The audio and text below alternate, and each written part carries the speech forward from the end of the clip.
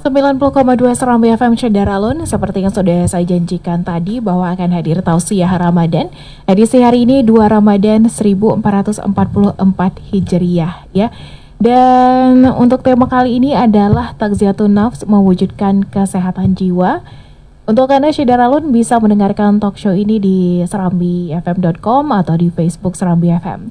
Anda juga bisa ikut berinteraksi bersama kami di sore hari ini ya. Mungkin ada yang ingin Anda tanyakan atau sampaikan kepada penceramah yang sudah hadir hari ini di 0811 68 90 20. Kalau begitu langsung saja kita menyapa narasumber yang sudah hadir di studio Serambi FM. Kali ini ada Ustadz Syahrial Anwar SHI selaku penyuluh agama Islam Kecamatan Syah Kuala. Assalamualaikum Ustaz. Waalaikumsalam warahmatullahi wabarakatuh. Ya, bagaimana kabarnya di sore hari ini? Alhamdulillah sehat. Alhamdulillah sehat ya. Bagaimana puasanya di hari kedua ini Ustaz? Alhamdulillah lancar. Alhamdulillah lancar ya. Yang penting tidak mengeluh. Benar. Jadi untuk Anda Cedaralun bisa menyimak tausiah Ramadan ini dengan tema Takziyatun Nafs, mewujudkan kesehatan jiwa. Kalau begitu langsung saja kita beri kesempatan kepada Ustaz Syahrial untuk menyampaikan materi mengenai Takziyatun Nafs, mewujudkan kesehatan jiwa. Silakan Ustaz. Assalamualaikum warahmatullahi wabarakatuh. Hamdan wa syukra lillah, salatu wa salaman ala rasulillah wa ala alihi wa sahbihi ajma'in, amma ba'du. Saudara-saudara yang dimuliakan Allah Subhanahu wa taala, pada kesempatan yang mulia dan berbahagia ini bertepatan dengan 2 Ramadan. Sedikit tausiah ini barangkali bermanfaat bagi saya yang menyampaikan dan umumnya para pendengar sekalian. Mengangkat tema pada sore yang berbahagia ini adalah tazkiyatun nafs. Tazkiyah. Tazkiyah itu adalah menahan hawa nafsu dalam rangka mewujudkan kesalehan jiwa. Jadi bulan Ramadan ini bukan hanya sekedar kita menahan lapar dan dahaga saja, tapi lebih daripada itu adalah menahan segala sesuatu yang dapat membatalkan puasa. Nah, menahan itu namanya imsak. Menahan ini dia akan dapat dikendalikan apabila kita berpuasa. Salah satu hikmah puasa adalah menahan hawa nafsu, menahan daripada keinginan. Saudara-saudara yang dimuliakan Allah Subhanahu wa taala, di antara hikmah bertanya, apa perang yang paling besar itu ya Rasulullah? Yaitu perang jihad melawan hawa nafsu. Jihad melawan diri kita sendiri. Ketika ditanya adakah perang yang lebih besar, jihad melawan hawa nafsu, kata Rasulullah. Melawan hawa nafsu itu hidup dengan kita manusia. Jadi di bulan puasa ini kita ada 2 hal yang harus kita jaga. Yang pertama adalah iman kita, yang kedua adalah nafsu. Iman, kata Nabi, al-iman yazid wa yanqus. Iman itu kadang-kadang bertambah, kadang-kadang berkurang. Yazid bit ta'ah wa yanqusu bil ma'asi. Bertambahnya iman seseorang itu karena ketaatan, dan berkurangnya iman seseorang itu karena mereka bermaksiat kepada Allah. Nah, kedua hal ini apabila tidak dijaga di bulan suci Ramadan, maka dikhawatirkan Ramadan kita ini akan sia-sia. Kita akan sia-sia bertemu dengan bulan suci Ramadan. Kenapa demikian? Kedua hal ini tidak kita jaga. Untuk menjaga iman, kestabilan iman itu harus dengan ibadah. Baik ibadah dalam bentuk puasa yang merupakan kewajiban kita di siang hari, sebagaimana perintah Allah di surah Al-Baqarah ayat 183, ataupun melaksanakan kesunahan di malam harinya, yaitu salat tatawwu, memperbanyak salat sunat di malam hari. Semua ibadah-ibadah demikian itu dapat membuat iman kita itu semakin menguat. Artinya kita sangat sulit untuk dikendalikan oleh nafsu kita sendiri. Ketika iman itu ambil peran, maka nafsu pun akan ikut. Jadi kalau nafsu yang mengambil peran, imannya melemah, maka nafsu ini akan mengendalikannya. Nafsu ini akan membuat seseorang itu berkeinginan kepada syahwatnya, berkeinginan kepada sesuatu yang memang membuat merugikan diri orang tersebut. Jadi nafsu ini adalah merupakan fitrah. Dia tidak bisa dipisahkan dari kehidupan kita. Karena Allah Subhanahu wa taala di dalam Al-Qur'an menyebutkan bahwasanya Kita ini telah diciptakan oleh Allah dalam keadaan ahsani taqwim, dalam keadaan sebaik-baiknya. Maka oleh karena itu kita dibekali oleh 3 hal. Yang pertama akal, yang kedua nafsu, yang ketiga ruh. Ya, jadi jasad kita ini ada akal, ada nafsu, ada ruh, dan ada nafsu. Beda dengan binatang. Kalau binatang mereka ada ruh dan nafsu saja, tidak ada akal. Lemo, hanakai. Ya, jadi kalau maka ada nantinya nafsu yang sifatnya kebinatangan. Mereka akan membuat sesuatu yang tidak membuat mereka malu. Kan juga ada nafsu kesyaitanan. Jadi semuanya dipengaruhi oleh dia. Makanya persoalan nafsu di bulan suci Ramadan ini adalah persoalan yang sangat penting, sakral ini. Karena tujuan daripada puasa itu adalah untuk mengendalikan nafsu amarah kita ini. Sidang saudara lu yang dimuliakan Allah Subhanahu wa taala. Oleh karena demikian, di antara amalan-amalan yang dapat meningkatkan iman sudah saya sebutkan dari puasa dan salat, juga ada zakat fitrah, ada sedekah, ada kebaikan-kebaikan lain di bulan suci Ramadan ini yang memang apabila dikerjakan itu sudah pasti pahalanya berlipat. Juga itu dapat membuat iman kita itu akan meningkat. Kemudian nafsu itu merupakan kalau nafsu itu adalah kebutuhan, keinginan kita kepada sesuatu, itu namanya nafsu. Dan nafsu itu tidak mungkin kita hidup tanpa nafsu. Kalau kita hidup tanpa nafsu, kita nggak ada keselera makan kita nggak ada selera kesana kemari, nggak ada selera untuk nikah dan lain sebagainya. Hana dia tanya, karena kenapa? Nggak ada nafsu. Makanya malaikat itu diciptakan oleh Allah tidak ada nafsu. Begitu malaikat melihat kita itu, melihat wanita yang memang menggoda, tidak bernafsu malaikat.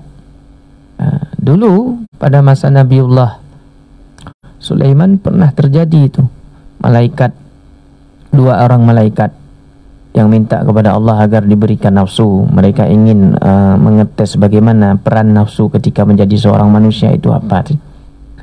Maka malaikat Harut dan Marut, ketika Allah berikan nafsu kepada malaikat Harut dan Marut ini, mereka tidak mampu mengendalikan hawa nafsunya.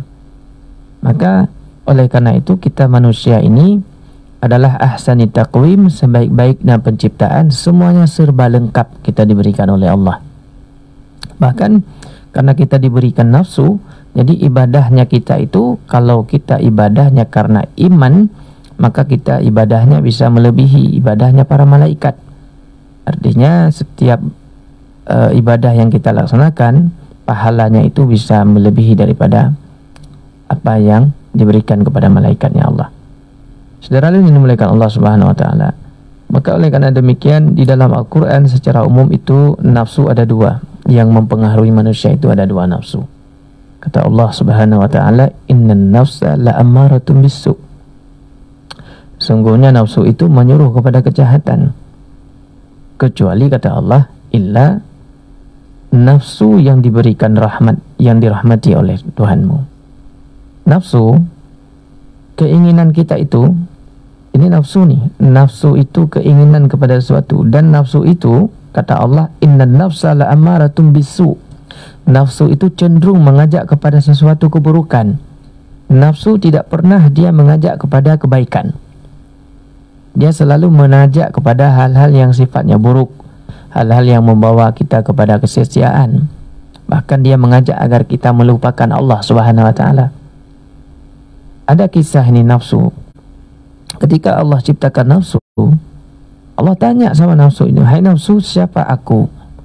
Maka nafsu menjawab, engkau, aku. Ia tidak mengakui Tuhan Allah itu sebagai Tuhannya. Kemudian nafsu itu disiksa selama ribuan tahun, dibakar di api neraka yang paling panas. Kemudian setelah sekian ribu tahun diangkat lagi nafsu, ditanya lagi sama nafsu, "Hai nafsu, siapa aku?" kata Allah. Nafsu juga belum mengakui bahwasanya Allah itu sebagai Tuhan. Engkau, aku. Dia pilah-pilah, begitu takaburnya nafsu itu. Kemudian nafsu itu disiksa lagi, dibakar di neraka yang paling dingin. Jadi neraka itu bukan hanya yang paling panas, bahkan ada neraka yang paling dingin. juga sekian ribu tahun lamanya, kemudian diangkat lagi, juga nafsu tidak mengakui Allah itu sebagai Tuhan. Kemudian nafsu baru disiksa, dibuat lapar oleh Allah Subhanahu wa taala sekian ribu tahun lamanya. Kemudian baru setelah itu diangkat nafsu, ditanya oleh Allah, wahai nafsu, siapa aku? Barulah nafsu pada saat itu mengakui, wahai engkaulah sebagai Tuhanku dan akulah sebagai hambamu. Baru dia mengakui Allah itu sebagai Tuhan dan dirinya itu sebagai hamba. Jadi nafsu itu hanya bisa dikendalikan melalui puasa, melalui rasa berlapar-lapar, melalui menahan daripada lapar, menahan minum, nggak makan, nggak minum selama seharian. Lebih kurang hampir 12 jam lebih kita menahannya. Dulu pada masa Nabiullah Musa, Allah juga mewajibkan puasa kepada para nabi-nabi dan rasul sebelumnya.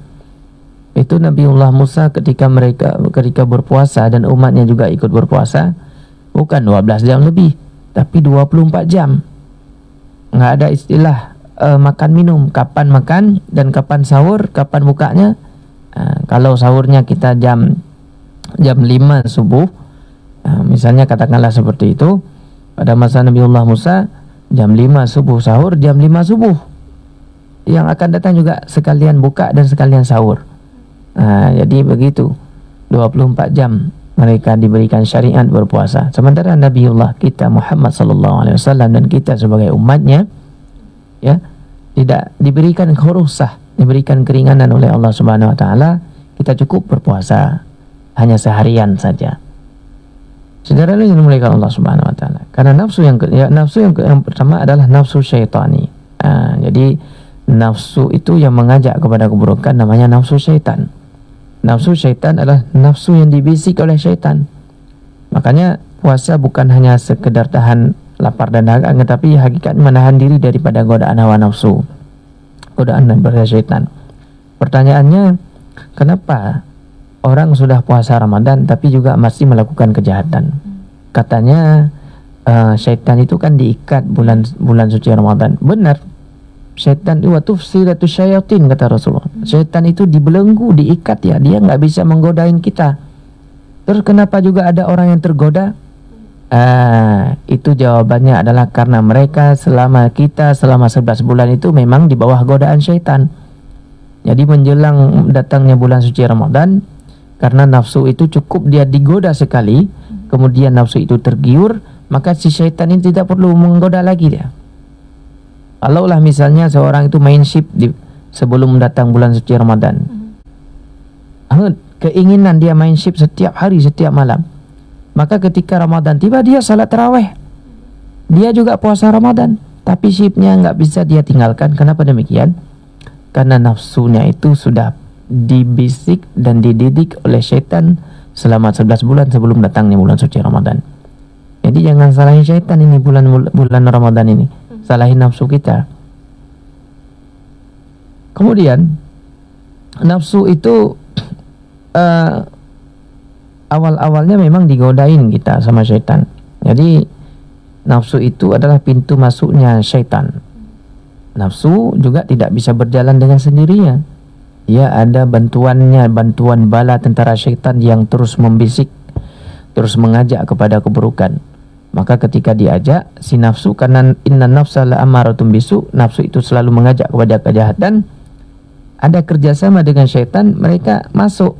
Begitu diajak oleh syaitan, hei, judi kita, masuk dia.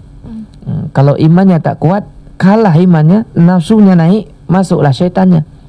Ketika syaitan masuk, cukup dia menggodanya sekali, kemudian sudah selesai. Di saat seseorang misalnya berjudi ataupun minum minuman keras, cukup sekali saja, kemudian dia besok berkeinginan lagi. Siapa yang mendesak keinginan kedua dan ketiga? Nafsunya. Syaitannya tidak lagi di situ. Syaitannya sudah mempengaruhi di sisi yang lain. Syaitannya dia kalau mempengaruhi kita, ya, melalui nafsu kita, cukup sekali saja. Kemudian dia kalau sudah aman, artinya berhasil dia mempengaruhi nafsu sehingga kita bermaksiat kepada Allah, sudah cukup. Kemudian syaitan itu akan mencari celah yang lain untuk menggodanya. Tidak yang kedua kali. Yang kedua kali, ketiga kali itu adalah godaan daripada nafsu kita. Kemudian ketika nafsu ini, karena nafsu itu ada dua, yang pertama adalah nafsu syaitani, yang kedua adalah nafsu yang dirahmati oleh Allah Subhanahu wa taala.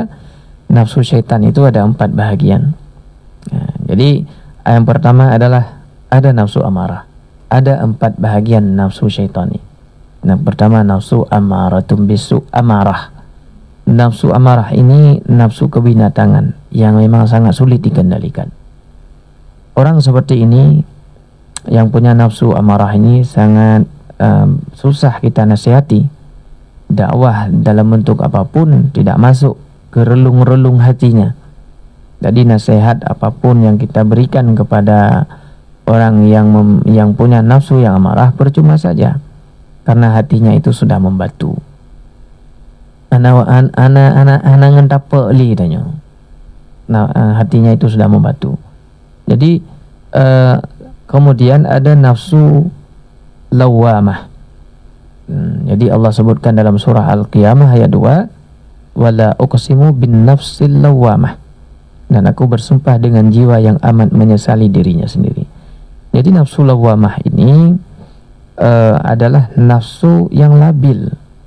Ketika kejahatannya tidak diketahui oleh orang, dia semangat meningkat kejahatannya, tapi pada saat ketahuan sama orang lain, baru pada saat itu dia menyesal.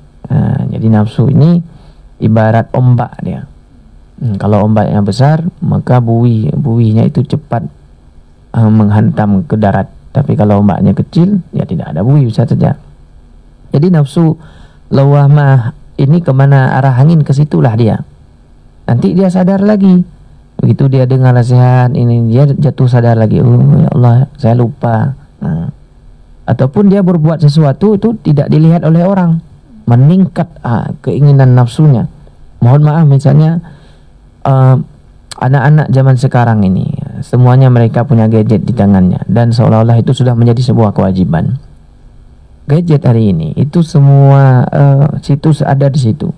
Ketika mereka terpengaruhi oleh kawannya, kemudian mereka melihat tontonan-tontonan dewasa di situ, tontonan-tontonan yang merusak akal, merusak jiwa mereka, dapat menjauhkan mereka daripada Allah Subhanahu wa taala. Ketika mereka pulang ke rumah, mereka nggak lihat di depan orang tua. Mereka tidak buka HP-nya di depan orang tua, seolah-olah di depan orang itu baik semuanya, sehingga orang tuanya pun tidak menegur, menganggap anaknya ini memakai HP-nya positif dia. Tapi begitu orang tuanya tidak ada, anak-anak berada di kamar, mereka melihat sesuatu yang janggal. Kemudian ketahuan, ditegur, maka pada saat itu dia baru insaf kembali, teringat lagi. Kemudian diberi nasihat lagi oleh orang tuanya, teringat lagi, kemudian kembali lagi. Nah, ini namanya nafsu lawamah, labil, tidak jelas nafsunya. Keinginannya itu antara iman dan nafsunya itu saling tarik menarik. Kadang-kadang kuat imannya, kadang-kadang pula juga menang daripada nafsunya. Kemudian yang ketiga ada nafsu sawalah. Nafsu sawalah ini adalah memandang baik perbuatan yang buruk. Kata Allah Subhanahu wa taala, qala bal suwilat lakum anfusakum amra. Yakub berkata, hanya dirimu sendirilah yang memandang baik perbuatan yang buruk itu. Jadi sawalah ini nafsu yang membuat seorang itu memandang baik perbuatan buruk. Misalnya korupsi awal-awalnya tidak baik, tapi akhirnya itu dianggap sebagai sebuah kebaikan. Ataupun menggunjing orang. Menggunjing ini hukumnya itu dosa besar. Ghibah, membicarakan keburukan orang lain yang apabila didengar oleh orang lain sakit hati, ini namanya ghibah. Maka ghibah ini hari ini sudah enak dibicarakan, baik di media sosial, baik di media elektronik, di TV, dimanapun. Jadi membuka aib orang lain di depan umum, itu namanya adalah ghibah, dan hukumnya adalah dosa besar, di mana ghibah ini sudah dianggap biasa. Jadi menganggap baik dosa itu adalah bahagian daripada nafsu sawalah. Nafsu sawalah ini memang sangat sulit untuk dikendalikan. Walaupun ada nasihat kepada orang tersebut, ada teguran kepada orang tersebut, tetap dia akan kembali kepada nafsu sawalah. Jadi nafsu-nafsu seperti ini harus ada semacam penahannya. Kalau nafsu ini dibiarkan berlarut-larut begitu saja, maka dikhawatirkan kita pun akan dikuasai oleh hawa nafsu sendiri, dan kita sudah berbuat tanpa kita sadari, kita sudah berada di dalam ranah dosa yang besar. Contoh lagi, memandang yang bukan muhrim, memandang perempuan yang bukan muhrimnya, bukan istrinya, bukan anaknya, bukan keluarganya. Maka ketika dipandang itu menimbulkan rasa kelezatan, itu adalah bahagian daripada nafsu sawalah. Sehingga memandang itu, yang memandang itu hukumnya haram, sudah berubah menjadi halal. Maka yang seperti ini namanya nafsu sawalah. Kemudian yang terakhir ada nafsu mulhamah. Nafsu mulhamah ini orang tidak ada pendirian, condong kemana angin berhembus, lagi bunglon. Jadi bisa, kalau dia berteman dengan ustadz, jadi ustadz dia. Kalau dia berteman dengan kaplat, jadi kaplat ya. Jadi bandit. Malam bulan Ramadan berteman dengan para santri, para ustadz, jadi santri, jadi ustadz. Selesai Ramadan berteman dengan bandit, jadi bandit. Ini namanya nafsu mulhamah. Maka keempat-empat nafsu ini adalah nafsu yang di bawah binaan syaitan. Nafsu yang di bawah binaan syaitan, di mana syaitan itu akan terus memantau, mengajak, membisik keempat-empat nafsu ini sehingga berada dalam genggaman syaitan. Maka oleh karena itu, kita sebagai manusia ini harus punya cara mengendalikan hawa nafsu. Salah satunya adalah dengan berpuasa di bulan suci Ramadan. Puasa yang bagaimana? Karena begitu banyak orang yang berpuasa, nafsunya pun tidak terkendali hari ini. Puasa, kemudian terjadi buka puasa bersama, di situ duduk antara perempuan laki-laki yang bukan muhrim, bersenda gurau dan lain sebagainya. Puasa tapi yang buat maksiat pun boleh juga. Apakah itu bahagian daripada, apakah puasanya itu berkualitas, ataupun puasanya itu dapat mencegah daripada perbuatan nafsunya yang membuat dosa? Maka ini nanti akan kita jawab beberapa pertanyaan ini. Demikian dulu. Oke, baik ya. Dan untuk Anda saudara Lun yang ingin ikut berpartisipasi bersama kami di sini, bisa langsung di 0811689020 ya. Seperti yang sudah disampaikan oleh Ustaz Syahrial tadi, bahwa akan ada beberapa pertanyaan yang akan kita jawab. Jadi untuk Anda yang ingin bertanya bisa langsung WhatsApp atau telepon di 0811689020. Untuk itu saudara Lun jangan kemana-mana, karena kami masih akan kembali tetap di 90,2 Serambi FM, Laguna Britana.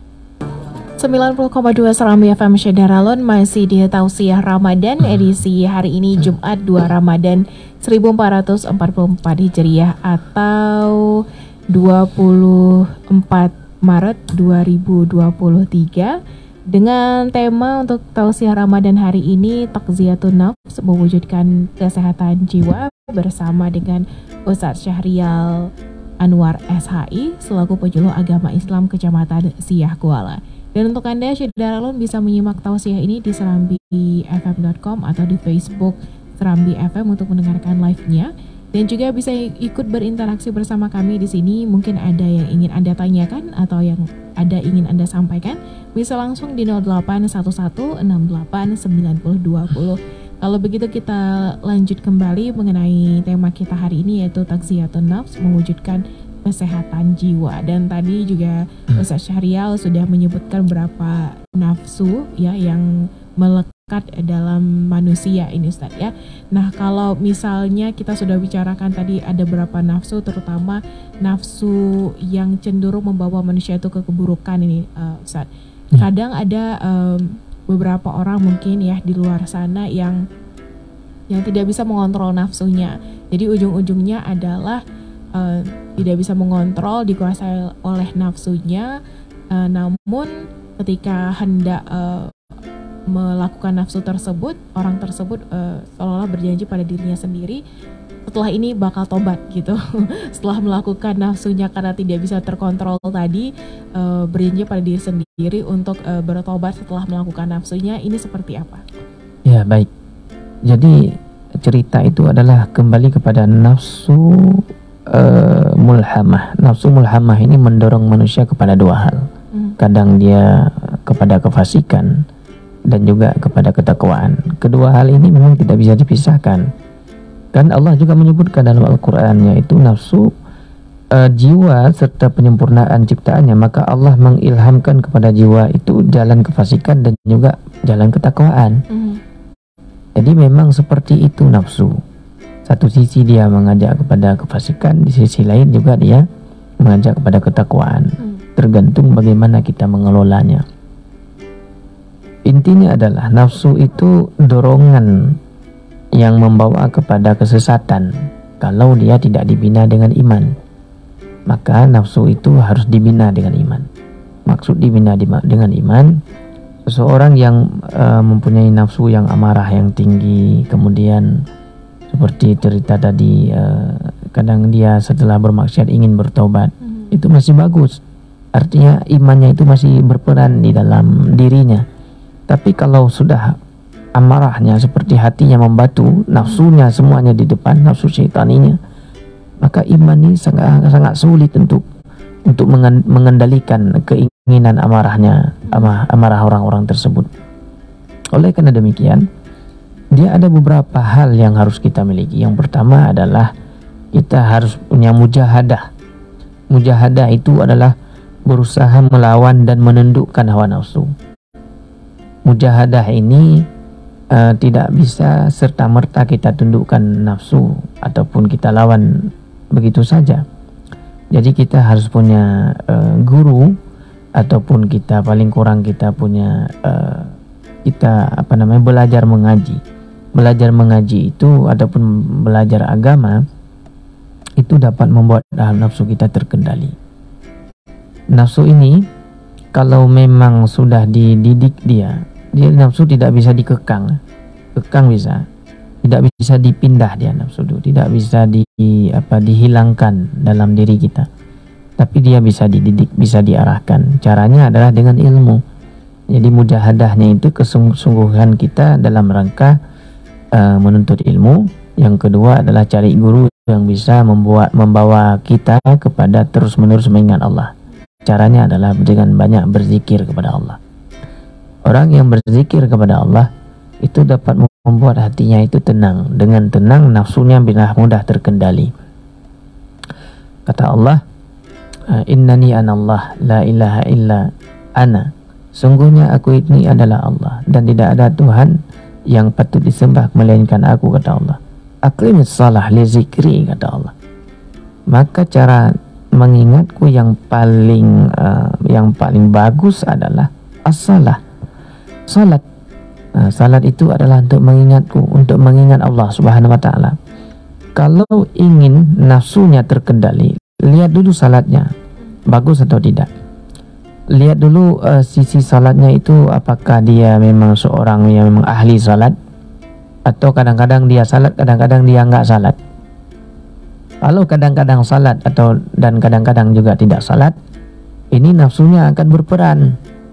Nafsunya akan linglung, nafsunya akan terdorong kepada sesuatu yang menyesatkan. Nafsunya kadang-kadang dia arahkan kepada kebaikan, kadang-kadang kepada kejahatan. Tapi kalau salatnya terjaga, kemudian dia menjaga kualitas salatnya, tahu dia tentang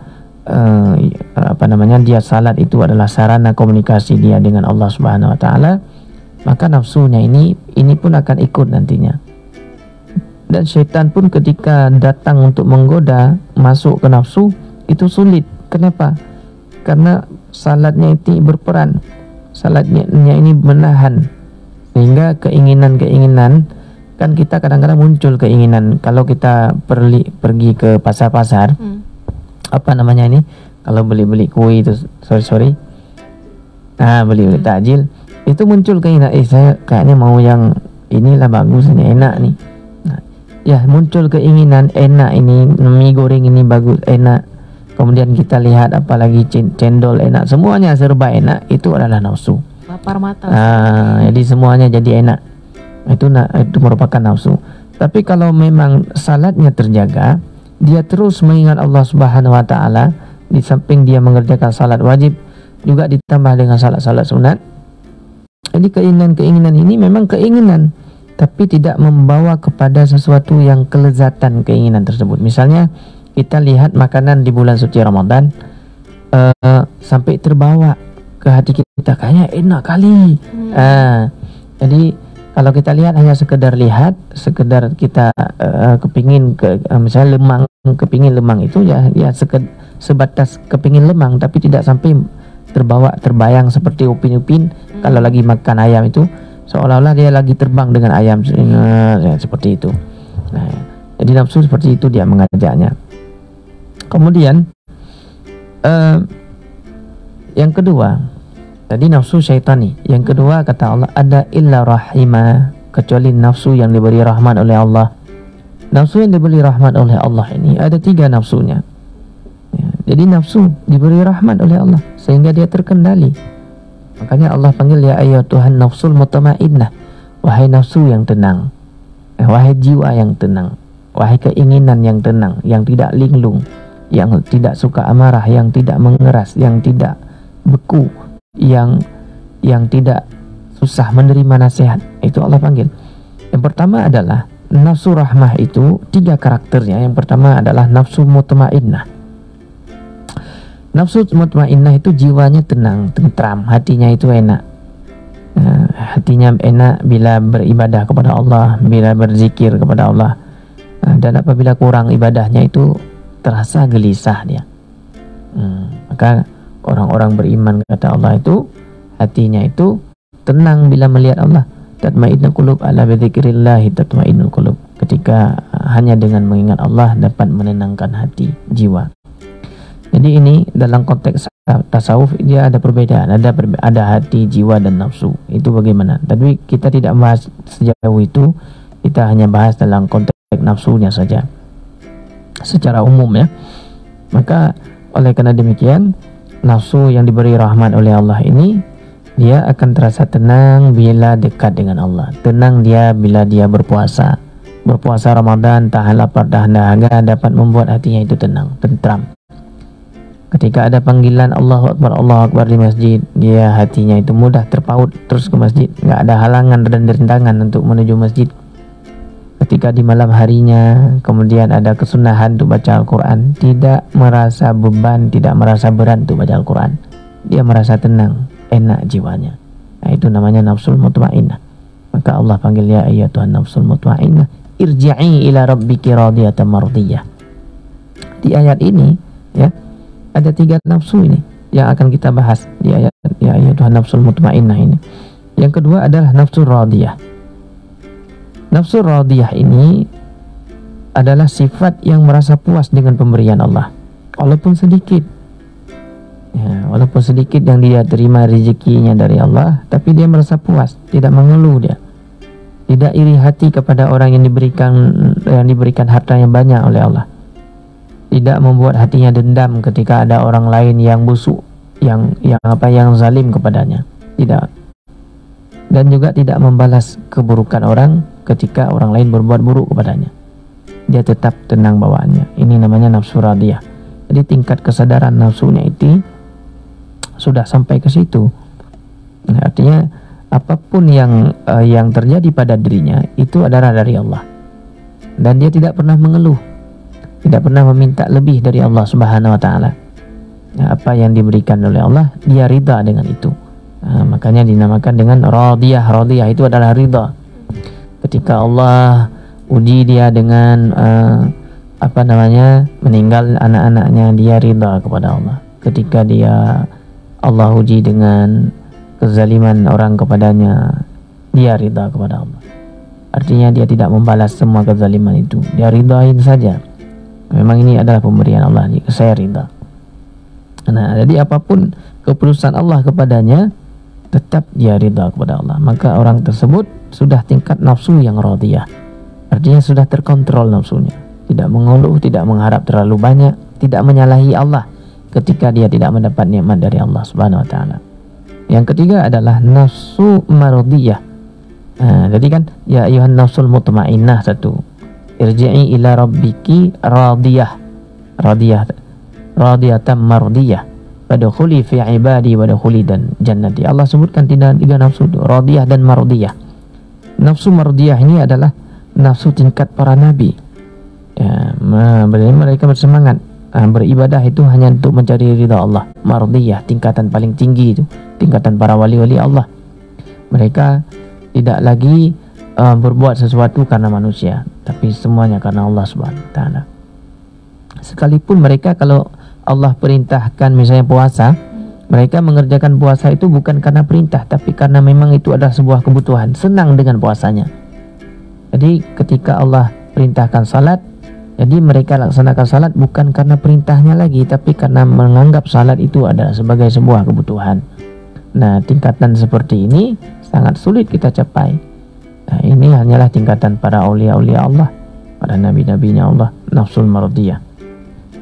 Maka cara kita mengendalikan nafsu bagi kita yang awam itu ya dengan cara berpuasa.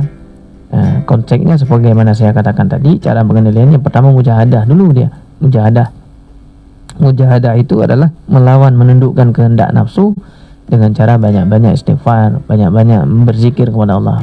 Salatnya perbanyak, bukan hanya salat wajib saja, salatnya perbanyak.